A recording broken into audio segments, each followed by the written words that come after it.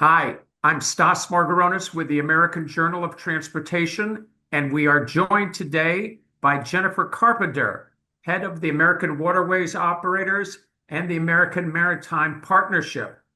Good morning, Jennifer, and thank you for being with us. Hello, Stas. It's great to be with you as always. Thank you very much. Well, Jennifer, 2025 was a very interesting year for the U.S. maritime industry. And I'm glad you kept your smile and your enthusiasm because not everybody was quite as sanguine because a lot of issues have been going on with the ports and tariffs and change in administration, et cetera. What I wanted to do was to start off and talk to you about a specific issue, which is the low water challenges on the Mississippi this year. And is this beginning to pose a long-term challenge for the tug and barge industry? Thanks. And appreciate you bringing that up because the reality is that our industry has now had 4 years in a row of dealing with low water on the Mississippi and the Ohio rivers. And it absolutely is a challenge. It is a challenge to safety and it is a challenge to the efficient, cost-effective movement of maritime commerce. Our industry is proactive.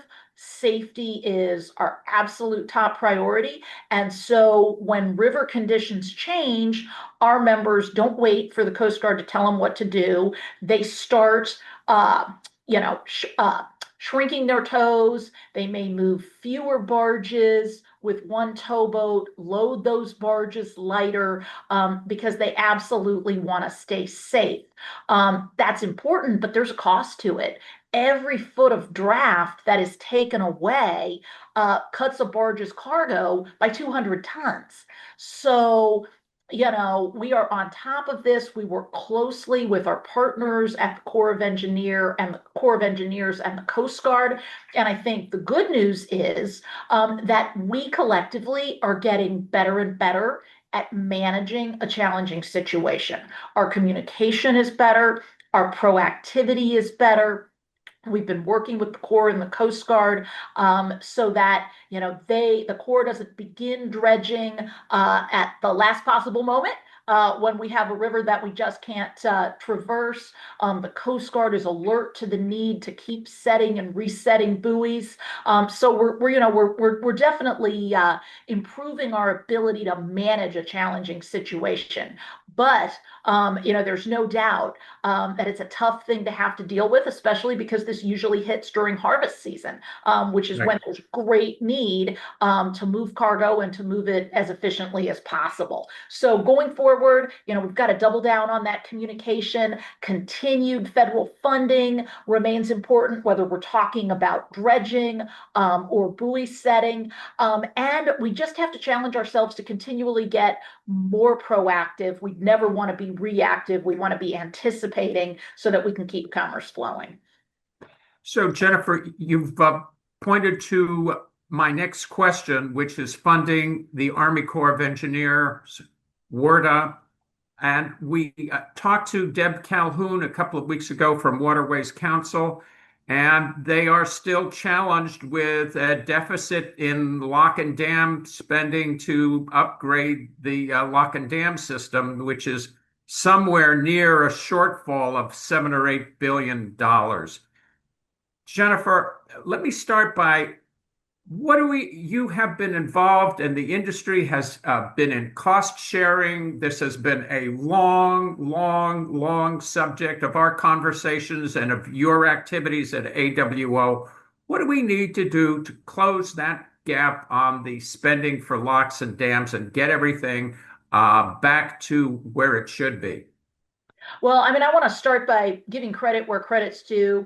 Our partners at Waterways Council have done fantastic work over the last 25 years in working with Congress, working with the Corps to significantly increase investment in our inland waterways infrastructure. AWO has been proud and happy to support that effort, and we're going to continue doing it. I'm getting ready for the WCI congressional fly-in February, and we're going to be working this issue hard. 2026 is a WRDA year, so it's going to be a crucial one for making sure that Congress, that's another place where credit is due, we have seen good, strong bipartisan support from Congress for making sure that the Corps has the resources it needs to really start to make a dent in that backlog of construction, major rehab projects. So going forward, what do we need? We need that cross-industry partnership, which has worked so well, carriers, shippers. We need robust funding from Congress. We sometimes get, low balls from administrations, from OMBs in budget requests, and Congress has consistently said, we know this is important to the economy of this country. We're going to make sure the Corps has more resources. I will say we also need the Corps to really challenge itself, and industry is a willing partner in this, to look at how they can operate as efficiently as possible. As projects are delayed over very long periods of time, costs are bound to go up. And so, it becomes a situation of moving goalposts. Oh, we thought we had the funds we needed to bring this project to completion, and now we see it's going to cost a lot more than we thought. Getting projects completed more expeditiously is going to be very important, both to realizing the benefits of a more efficient infrastructure, but also keeping the costs of construction and major rehab projects down.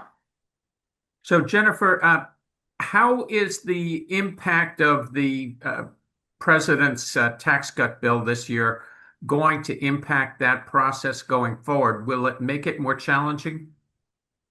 What I would say is I think that there is good, strong recognition from the Trump administration, as well as from Congress, that our inland waterways, infrastructure are just crucial national economic assets. So we saw significant new investment in the One Big Beautiful Bill Act, in both Corps of Engineers and Coast Guard resources. That's all a very good thing. That's real positive. But as you mentioned at the outset, the need is great. I mean, Stas, that many, many, many, many projects on the inland system are well past their 50-year design life. So we really have to be smart and strategic about prioritizing the ones that are most urgent, and we got to get those projects turned around a lot more quickly so that we can make efficient use of the funding that Congress has given. Okay. Let's come into the Jones Act here, and I'm going to quote you here and ask you to give us a little bit of a amplification on your comments. Jones Act critics spill a lot of ink and make a lot of noise, but they don't put America first. They have other priorities like libertarian trade theology, unsupported by American voters, and business interests not shared by the American workforce. Alarmingly, some libertarian dogmatists are alleged to have outright colluded with the European Union in a coordinated effort to undermine the Jones Act. What's going on here, and why is this happening? Yeah, well, I mean, let's start with the good news, which is that I think that there is broad bipartisan recognition that the Jones Act is common sense economic and security policy for this country. And when you think about it, what could be more America first than making sure that we in the United States have the ability to control the flow of cargo between our own ports, whether those are coastal ports, whether those are non-contiguous, or whether those are on our inland system. It's just vital to homeland security. It's vital to our economy. And again, the good news is I think that that is mainstream thinking. Now, there are some, prolific social media posters out there who don't miss a chance to blame the Jones Act for everything under the sun that they don't like. I think the good news is that theirs is a minority voice. It really that philosophy of let's just open our borders. Heck, let's just get rid of our maritime borders. Why do we even need them? Let's just let any vessel from anywhere move cargo between, St. Louis and New Orleans. I don't think that's a winning issue now or ever. There are also folks overseas, some in this country who, see an opportunity to make a few more bucks if they can use vessels that don't comply with US law and US standards, just like any other business doing business in the United States domestic commerce has to do. And so the example that you cited in your question, there's a terrific letter from the leadership of the House Transportation and Infrastructure Committee, basically calling out the European Union for a Foreign Agents Registration Act filing, in which they said they had teamed up with a libertarian think tank here in the US, and they were going to produce some anti-Jones Act TikTok videos and as part of a campaign to undermine support for the Jones Act. Really misguided. The confluence of a really, I would say, minority ideological perspective that is not mainstream thinking in either political party here right now, and foreign business interests who see an opportunity. I understand that, but I think it's wrong for the country and it's wrong for the industry. Okay. Jennifer, we both realize that the Jones Act is really crucial to the United States, and our industry really depends on it in a lot of ways. Many more trucks would be on the road if there weren't for the tug and barge industry and for inland shipping. The shipbuilding creates new jobs, and it gives us a vital industry that's not under attack as many others have been. So I think we're both on the same page here. The issue for me and the issue for us, I think, has to do with shipbuilding. And we have talked about this in the past, the issue of new shipbuilding and the need to upgrade our shipbuilding capacity. And you've talked about this on the national security front in relationship to China and the challenges that we face in the Pacific, which gets us into another area. But I want to talk specifically about shipbuilding and how you feel we are doing in terms of building new ships, new tug and barge capacity. And one of the things I want to add to this mix with is G. Captain Conrad has been covering this, and G. Captain a lot. We've all been reading him. And during the summer, he had a column in which he said, a lot of things were expected this year for the maritime industry, and yet a lot that was supposed to happen is not happening. And he blamed this a lot on lobbyists of different sectors not wanting to change, not wanting to allow more ships. And this will get us into a question of the Ships Act in a second. But in terms of shipbuilding, how do you feel we're doing, and what would you say we could maybe be doing more of? Sure, a lot in that set of questions, Stas. So, let me start here by saying that I think U.S. shipyards are doing a great job turning out the vessels that we need for the U.S. domestic maritime industry.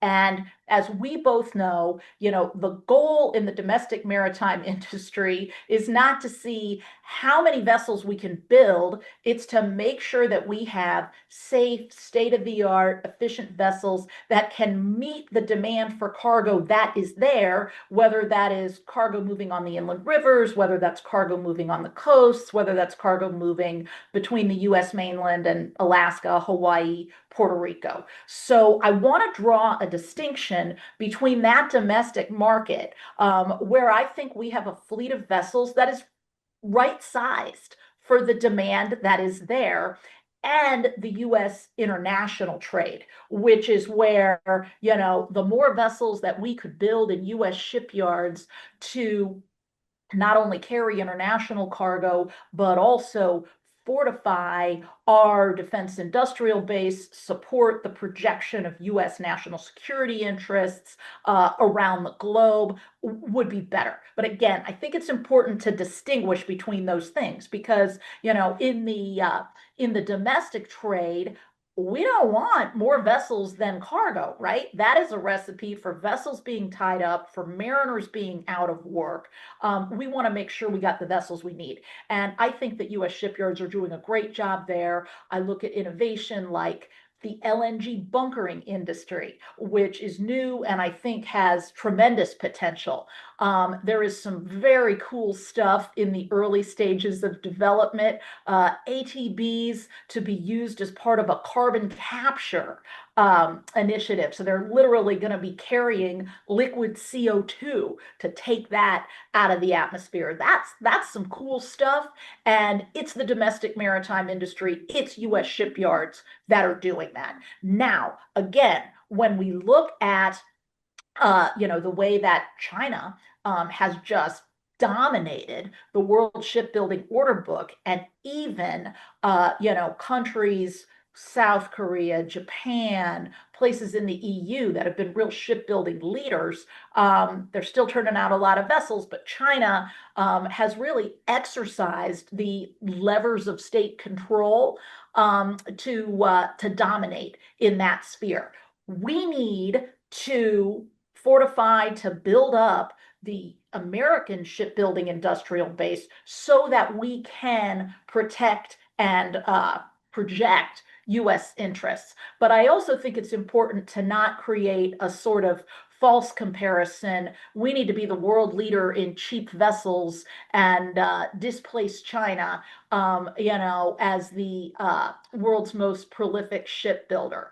That Setting a goal like that will just distract us from the task at hand, which is very soberly looking at what do we need here in the US to make sure that we are not, engaging in a conflict in the Pacific without the ability to resupply our own vessels, etc. Well, that on that point, that gets us to an issue of short sea shipping and the Marine Highway Program, which I know you've been familiar with for a long time. Today, one of the concerns that I think we're looking at is that with the way the tariffs and trade have gone in 2025, there seems to be more of a concentration on the bigger ports, and some of the smaller and medium-sized ports are not getting as much direct business as they had in the past. For example, we're starting to see this on the West Coast. We're also seeing this in the Gulf, and we're seeing it on the East Coast. Is there a role for US-built Jones Act ships to be developing feeder capabilities between bigger ports and smaller ports? Yeah, it's a great question, and it gets to a point that I really want to make, from kind of a big picture perspective, and that is the maritime industry, U.S. vessel owners and operators. We are here to serve our customers and to move cargo where it needs to go. As you well know, buying a ship, buying a tug barge unit is not like buying a new car, right? You don't go to the lot, where you've got an array of choices and say, I'll take the red one. These are expensive, they're long-lived, they're often custom-built assets, and they're built to do a job. And so, in order for a vessel owner to make the investment in a new vessel, they need to have a sense of certainty that there's a real market there, that market is going to last, that market is going to last long enough for them to recoup that investment in the vessel, that there's not going to be some policy change, whether that is coming from the White House or the state of California, moving the goalposts on an emissions regulation. Right.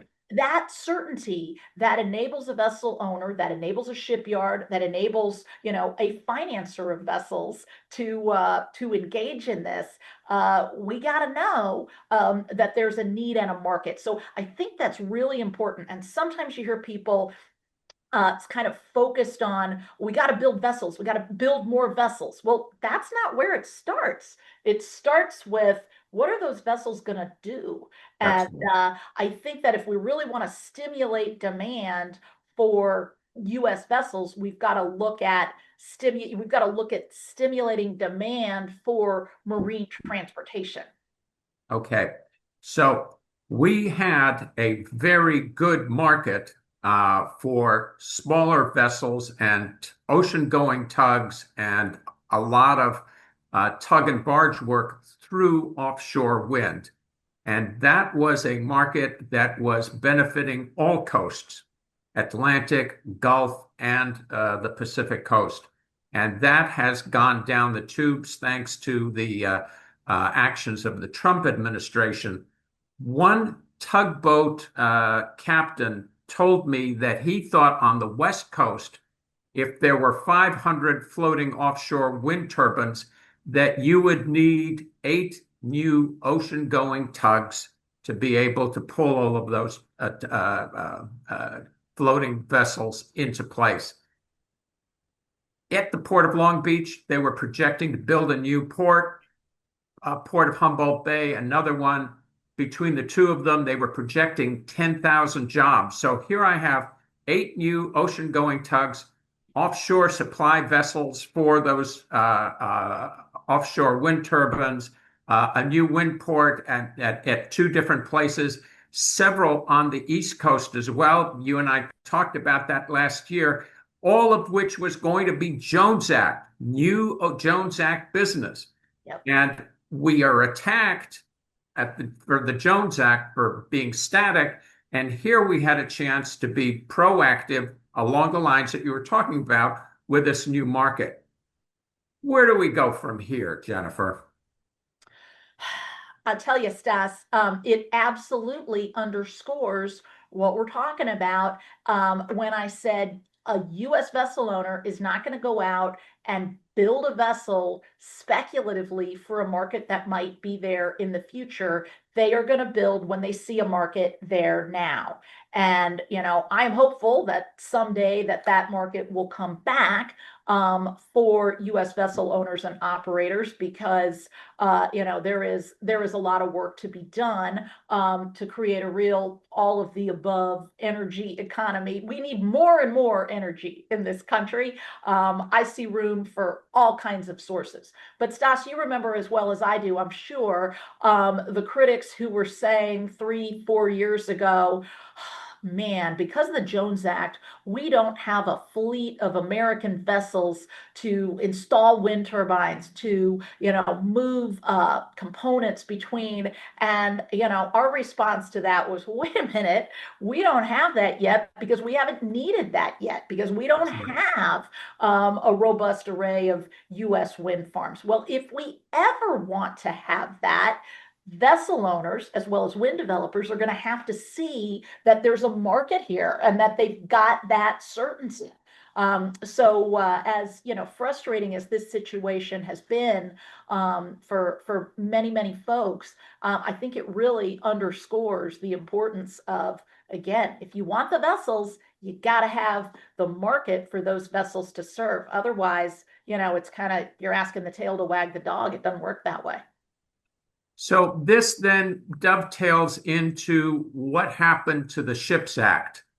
And I hear you saying that if there's no market, there's no way to get across the street. But we did talk last year with some hope that the Ships Act would be enacted and that it would create a lot of new ships and a lot of new mariner jobs.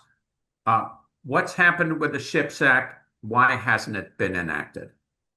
Um, well, the Ships Act is a big piece of legislation with many facets, as you know. So I think that it was always a tall order to imagine the Ships Act sort of being considered by Congress as a big coherent whole, as one big beautiful bill, if you will.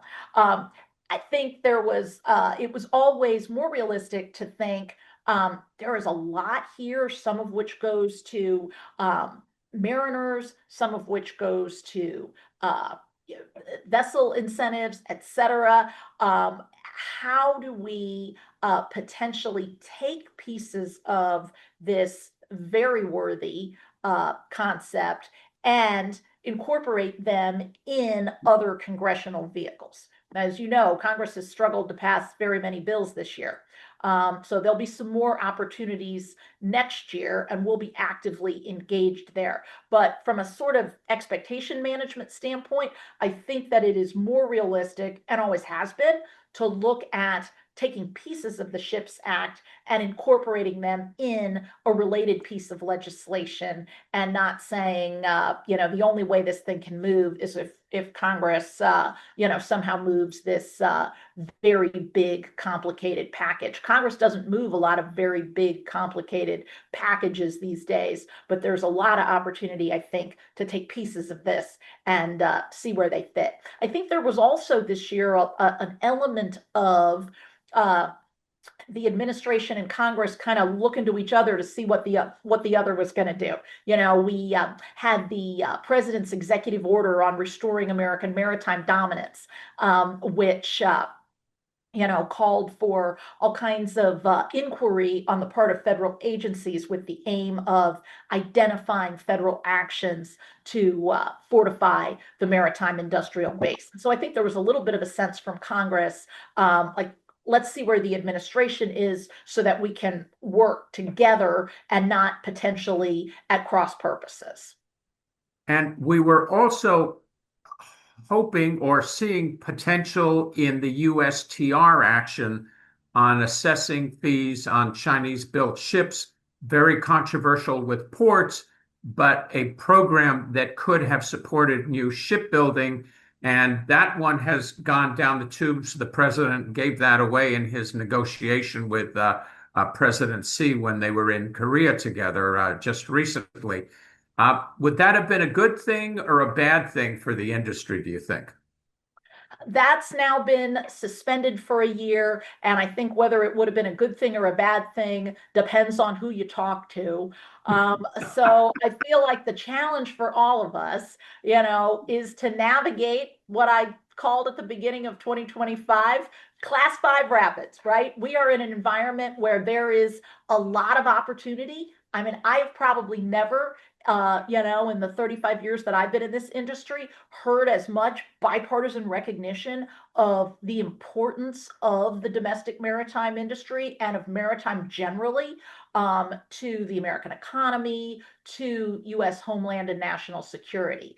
I think that is a huge thing, and our collective challenge is to make sure that that's not a kind of passing moment, a vibe that comes and goes, but it's really the foundation for an enduring consensus that we need to look after maritime. So a lot of opportunity there, but no question, lots of challenges, lots of moving parts, lots of things, whether you're talking tariffs or the Chinese ship fees or, any number of things that,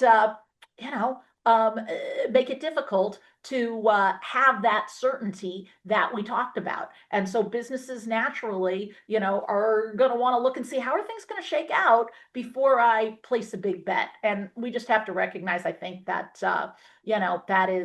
that's something that's going to continue as we try to navigate a time with lots of dynamism to it. Okay. Would you say that losing Mike Waltz at the national security as a national security advisor didn't help our effort to promote the maritime industry? I think Mike Waltz had and has just a keen understanding of the nexus between maritime and national security. And I think he was, when he was in Congress, has been in the administration, a really effective voice for that. I think the good news is that there are a lot of people in this administration who understand the importance of maritime. I'm very excited and optimistic about Transportation Secretary Duffy's appreciation for the importance of maritime.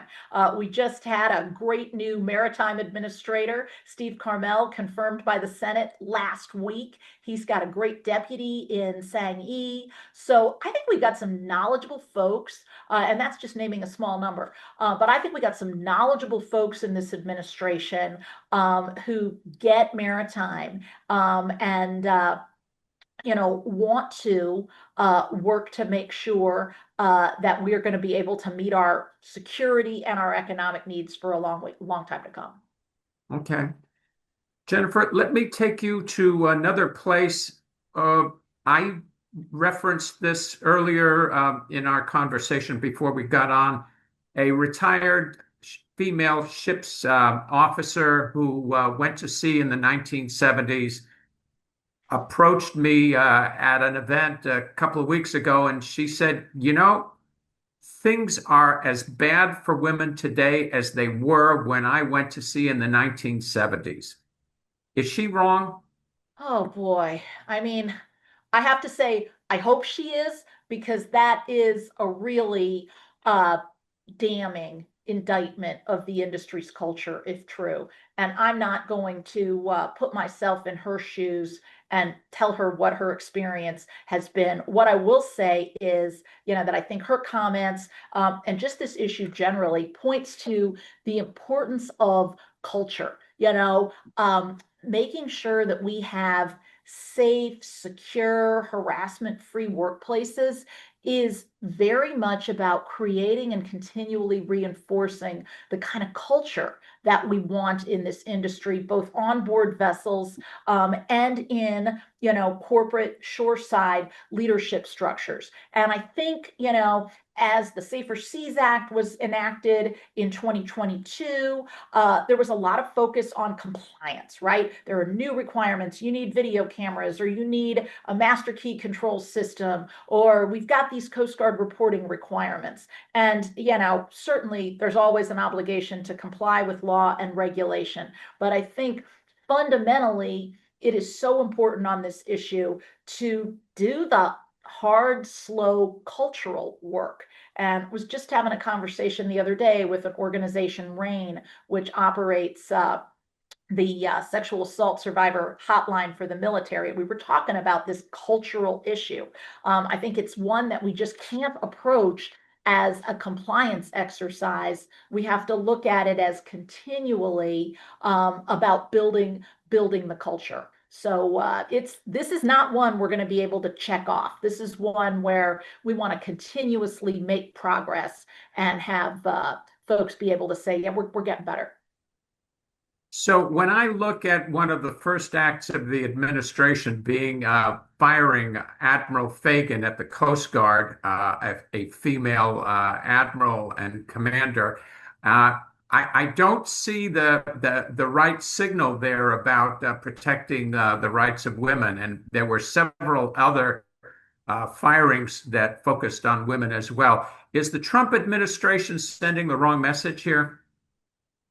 I think that we as an industry have to make sure that we are taking the initiative to build the kinds of cultures that we want and that we need in order to keep this industry operating safely, efficiently, securely, and not look to any administration to do that for us. Just as with safety, you can have we need, you always need an effective regulatory statutory framework, but ultimately it is industry, it is companies, who are going to set the tone for the kind of behavior that we tolerate around here. And that's where, I'm really proud of the work that AWO members have done, even as they have worked to comply with the Safer Seas Act. And, we had some work to do in some cases to make sure that there was clarity, that there were definitions, that there were, just practical policies that didn't have unintended negative consequences. But very proud of the work that members have done to say, yeah, we want to run safe operations. We want to run operations where everybody is respected, where everybody can come to work knowing that they're going to be treated like a professional. They're going to go home the same way. And we're not going to tolerate behavior that is not that. And, that's what I've seen AWO members really working hard to foster over the last few years as we've been having this conversation. Of course, it dates back prior to that, but I've seen a real concerted effort to make sure that we're building the kind of cultures that we want. And again, we're not going to wait for government to tell us how to do that. We need to do that ourselves. Okay. So my last question has to do with the continued challenge we have with younger people in the industry. You and I talked about that last year, the efforts that the industry's been embarked upon. How are you doing? So I am very excited about an area that AWO has been really engaged in, and that is working with the Coast Guard to make sure that there are not barriers, unnecessary hassles to mariners coming to this industry and staying in this industry. There's a lot of cool work going on that AWO organizations like We Work the Waterways and others are involved in to try to attract folks to this industry, whether those are young people, whether those are military veterans. And I think that that's great. As an advocacy organization, AWO's sweet spot is working with government, whether that's Congress or the Coast Guard or other federal agencies, to make sure that we have the public policies that support the objective. And on that front, I think 2025 was a really productive year. After years of talking about it, the U.S. Coast Guard has led a $50 million contract for its Navita Mariner credentialing system overhaul. We were able to work with them to very rapidly restore online credential verification tools after the home port system went away. I thought the Coast Guard did a very good job when the government was shut down earlier this fall of promptly communicating with mariners and with industry about credential extensions and making sure that folks were able to keep working. And I've been really pleased by some initiatives that we've seen recently coming from the Coast Guard and the National Maritime Center to try to continue to improve the efficiency of their processes and not wait for the big credentialing system overhaul. We're all excited about that, but they're saying in the meantime, we're going to go to electronically delivered medical certificates. Wow, that's great. That is a real step forward. Is this going to solve all the problems, Stas? It's not. Is this going to, attract some, person to the industry who's never heard of it before? No, those are all things that need to happen. But taken together, these steps to just sort of improve mariners' experience of the bureaucracy that is involved in getting and maintaining a credential, that's really big. It's really important. We don't want to lose anybody who thinks this industry could be for them, and they kind of throw up their hands and they say, I don't have time for this. I can't deal with this. That would be a real loss. And I feel like we've taken some real positive steps over the last year to break down some of those barriers. Very good.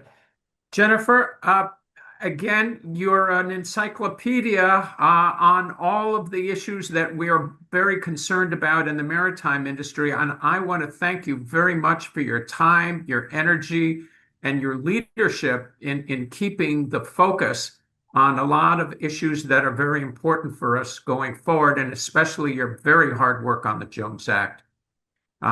We are very grateful to you and to the work that you have been doing at AWO, and I appreciate the fact that we get to talk once a year and you get to tell me what the heck is going on there. Stas, thanks so much for the opportunity. I really appreciate it.